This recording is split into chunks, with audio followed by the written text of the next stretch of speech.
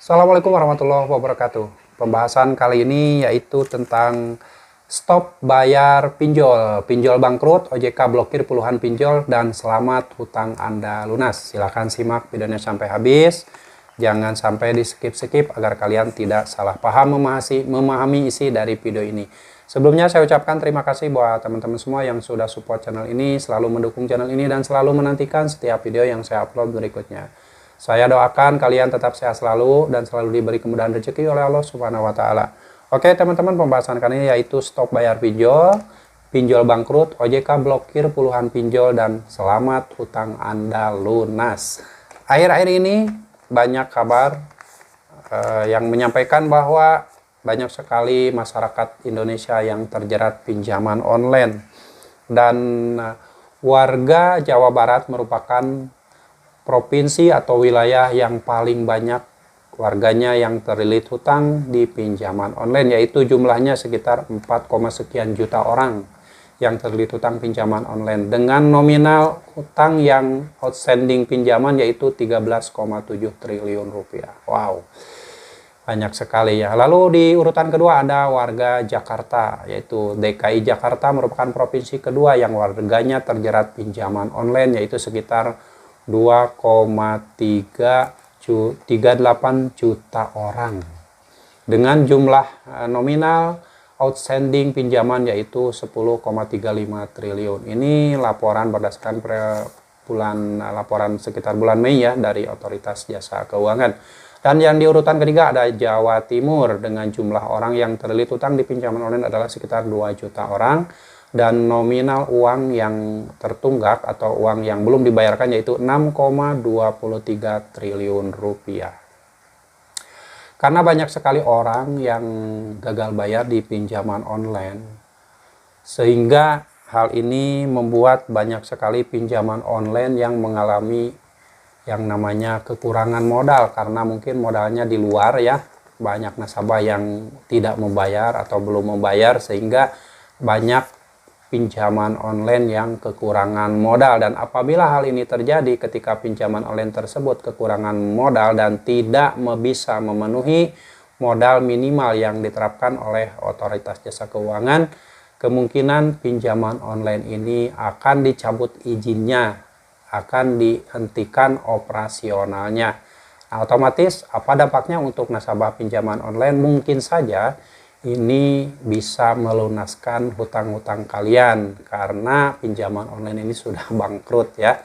Ini hanya harapan saja dari nasabah-nasabah yang sedang gagal bayar.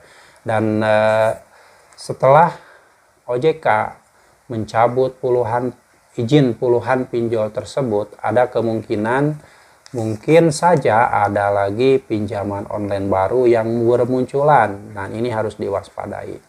Dan penyebab gagal bayar tertinggi itu disebabkan sebenarnya oleh teroran yang dilakukan oleh debt collector pinjaman online.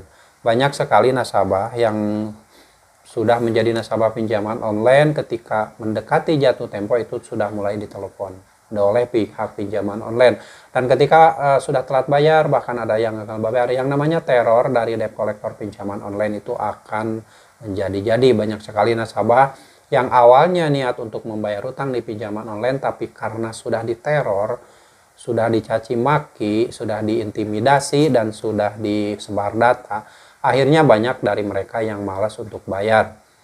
Karena ya mereka merasa sudah diinjak-injak harga dirinya, merasa sudah dipermalukan, baik secara di WA ataupun secara dipermalukan di media sosial. Itu pasti mereka akan mengurungkan niatnya untuk melakukan pembayaran, sehingga timbullah yang namanya gagal bayar yang semakin banyak. Itulah salah satu penyebab yang paling tinggi biasanya, yaitu akibat teroran yang dilakukan oleh debt collector pinjaman online. Sebenarnya yang namanya utang pinjaman online itu, kalau cara-cara penagihannya manusiawi, beretika, mungkin nasabah yang masih bisa mampu bayar pasti akan bayar. Tapi karena itu tadi, diteror, dicaci maki, bahkan disebar data, dipermalukan, mereka yang asalnya niat bayar jadi malas untuk bayar, yaitu salah debt collector sendiri. Cara-cara penagihan dengan tidak beretika. Bahkan yang pernah saya alami dulu, belum apa-apa, saya baru telat 1 jam, bukan telat 1 hari, baru telat 1 jam saya udah dikirim chat WA yang isinya menghina itu. Menghina dari pinjaman online tertentu, ya saya catat nama pinjaman onlinenya. Saya dihina saat itu bahwa saya diajari oleh orang tua untuk maling katanya, untuk tidak membayar hutang, untuk jadi pencuri dan sebagainya. Pokoknya kata-kata yang sangat-sangat menyakitkan. Itu pernah dulu saya dikirimi chat WA seperti itu oleh DC pinjaman online. Nah, udah saya catat nama pinjaman onlinenya, dan dari situ pula saya stop pembayaran karena betul-betul itu sangat-sangat menghina saya, karena orang tua saya itu kan dua-duanya udah meninggal. Saya sudah tidak mempunyai bapak dan ibu, lalu di chat WA itu dibilang katanya Anda diajari oleh orang tua untuk menjadi maling katanya, untuk menjadi pencuri, padahal itu baru telat 1 jam dari jatuh tempo. Itu kan berarti sekitar pagi-pagi lah, atau jam saya lupa lah, pokoknya baru telat. Kan suka ada desa itu menyuruh pembayaran, misalkan harus dibayarkan jam 12 gitu kan, itu menurut mereka harus dibayarkan jam 12 siang. Nah, sementara saya melakukan pembayaran itu sekitar jam 1 atau jam 2 siang. Itu kan sebenarnya belum telat, hanya belum telat 1 jam itu dari yang mereka inginkan. Saya udah betul-betul dikirimi chat WA seperti itu.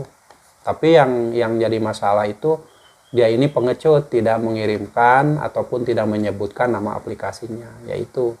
Tapi ya sudahlah, saya hanya melihat saat itu di foto profilnya ada pernah saya melihat di foto profilnya itu ada logo dari pinjaman online tersebut. Tetapi setelah melakukan caci maki tersebut, menghina saya, itu foto profilnya itu dihapus, jadi nggak ada foto profilnya. Ya udah, saya berasumsi saja bahwa itu adalah dari pinjol tersebut. Sudah dari situ, karena udah menghina yang luar biasa, stop pembayaran, ya biarkan.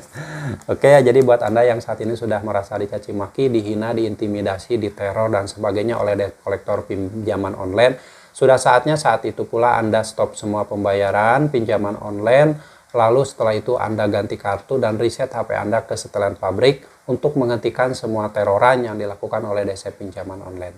Saya doakan segala permasalahan kalian segera diberi solusi terbaik oleh Allah Subhanahu wa Ta'ala, karena yang namanya permasalahan dunia, mau utang piutang, permasalahan lain, tempat kembalinya adalah kepada Allah Subhanahu wa Ta'ala.